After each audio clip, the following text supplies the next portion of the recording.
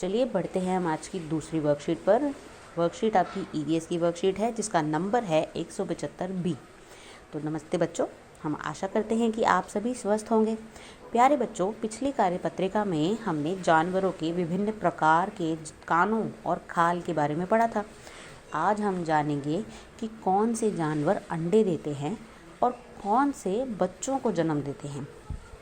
जिन जानवरों के कान दिखाई देते हैं वही जानवर बच्चे को जन्म देते हैं और जिनके कान दिखाई नहीं देते वो अंडे देते हैं। ठीक है, अब आते हैं प्रश्न नंबर 1 पर। अब आप नीचे दिए गए चित्रों की सहायता से जानवरों के नाम बताइए और अपनी कॉपी में लिखिए कि कौन से जानवर अंडे देते हैं और कौन से जानवर बच्चे देते हैं। तो आप देख सकते हैं यहाँ पर मेंढक है, शुतुरमुर्ग है, मोर है, गाय है, मुर्गी है, कंगारू है, सूअर है, कुत्ता है, बत्तख है और शेर है। इनमें से जिन जानवरों के कान दिखाई देते हैं वो उनके बच्चे होते हैं, मतलब उनके वो जानवर बच्चे देते हैं।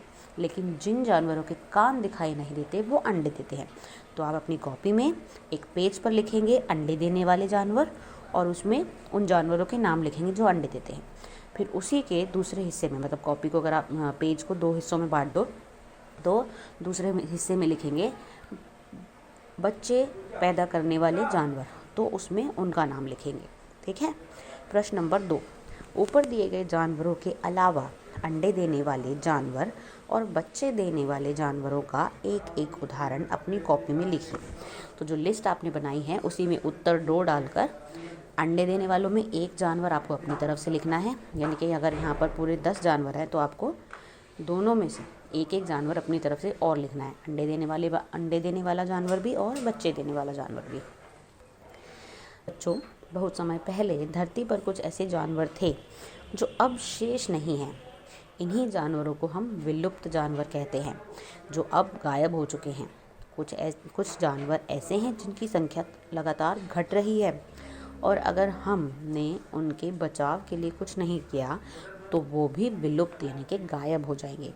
ऐसे कुछ जानवर जैसे कि डायनासोर, जो पहले कभी धरती पर थे लेकिन अब यहाँ पर बिल्कुल भी नहीं है, और जिनकी संख्या कम हो रही है उसमें आप देख सकते हैं कि टाइगर है। इसके अलावा कुछ पक्षी हैं जो अब नहीं दिखाई देते। प्रश्न 3, ऐसे ही 2 जानवर साथ में दिए गए हैं। इन जानवरों के नाम अपनी कॉपी में लिखिए और यह भी बताइए कि इनमें से कौन सा जानवर विलुप्त हो चुका है और कौन से जानवर की संख्या घट रही है। तो आप देख सकते हैं दोनों जानवरों के नाम आपको लिखने हैं और इन दोनों में से जो विलुप्त हो चुका है यानी कि जो अब है ही नहीं, गायब हो चुका है, उसका नाम लिखना है अलग से, और जिस जानवर की संख्या घट रही है उसका नाम लिखना है। तो आप अपनी कॉपी में लिखेंगे जानवर जो विलुप्त हो चुका है, फिर उसका नाम आप देख सकते हैं वो है डायनासोर।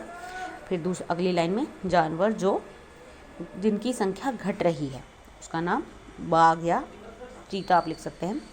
प्रश्न 4, नीचे दिए गए कथनों के सामने सही या गलत लिखकर बताइए कौन से उपाय जानवरों की संख्या को घटने से रोक सकते हैं। तो नीचे कुछ उपाय दे रखे हैं, आपको बताना है कि इनमें से कौन सा सही है, उस पर सही का निशान लगाना है। नंबर 1, हमें जानवरों की खाल, दांत व अन्य किसी अंग से बनी वस्तुएं नहीं खरीदनी चाहिए। देखो, अगर हम नहीं खरीदेंगे तो इसका मतलब मार्केट में वो बिकेंगी नहीं, क्योंकि जो चीज़ बिकती नहीं है उसके ऊपर वो तो कोई बेचेगा नहीं ना। तो ये ठीक है कि अगर हम नहीं खरीदते तो ये उनकी संख्या को बढ़ाने में मदद करेगा। नंबर 2, हमें जानवरों के शिकार को बढ़ावा देना चाहिए। तो बताओ, क्या ये सही सुझाव है? नहीं, अगर हम जानवरों के शिकार को बढ़ावा देंगे तो संख्या तो और ज़्यादा कम होती जाएगी। नंबर 3, हमें अपने परिवार और दोस्तों को जानवरों की रक्षा हेतु जागरूक करना चाहिए।